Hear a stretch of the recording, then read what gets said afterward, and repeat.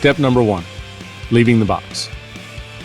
Oddly enough, this frame that you're looking at right here is one of the most common places where people set themselves up for failure.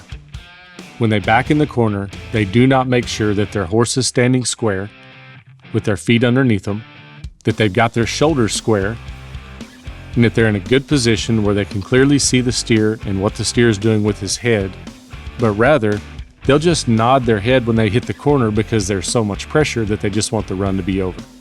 Well, that's what we have to fix. We have to make sure that rather than just telling yourself to focus over and over, you have steps that you go through that will jumpstart your fundamentals. So when you back in the corner, make sure however you score your horse, every horse is different, but however that is, make sure that you set your horse up for success. Getting him square in the box, pointed down the middle of the box like you want him to be, and then get a focus on your steer's head, making sure that the steer is ready to leave the chutes properly. Don't just hit the corner and nod and then try to adjust from there, but rather make sure that you have your horse, your body, and everything in a position before you nod your head. So now that everything's ready, I'm going to nod my head, and we're going to talk about another really common mistake that happens at this point of the run. I've seen what I want to see on the steer, like behind the shoulder around the end of the gates, and right here you'll notice my left hand goes forward. I'm asking my horse to leave. But at this point of the run is where so many times we'll realize we haven't seen enough on the steer, and then we'll double clutch. We'll pull on our horse at this point of the run, making it really difficult for your horse to have any momentum towards the steer. People don't realize how much of a momentum killer it is when the steer has a free roll and he's leaving, and you start your horse and then pull on him halfway through the box. You got to make sure that you see your start all the way and then send your horse, but when you send him, let him go.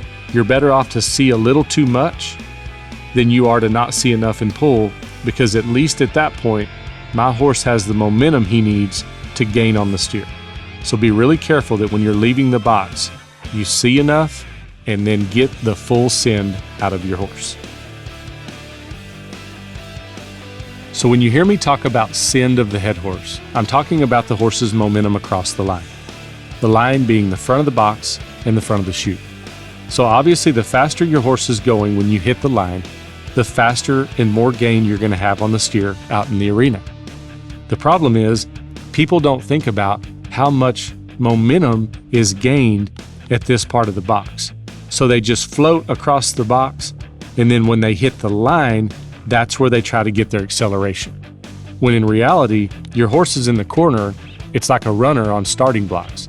You want to make sure that you see enough, and once you start, you get full send and all the momentum that you can across the line. Again, the more momentum you have across the line, the faster you're going to catch up to the steer. But one thing that I see is not only do people double clutch their start because they didn't see enough of the steer to begin with, but the second thing that happens is they'll use their reins for balance across the line. Your balance across the line has to come from the saddle. It can't come from the reins. Notice right here how forward Tanner is as he's getting ready to deliver his rope. Everything is forward, and nowhere in that run did he get rocked back across the line, making him pull on the bridle reins.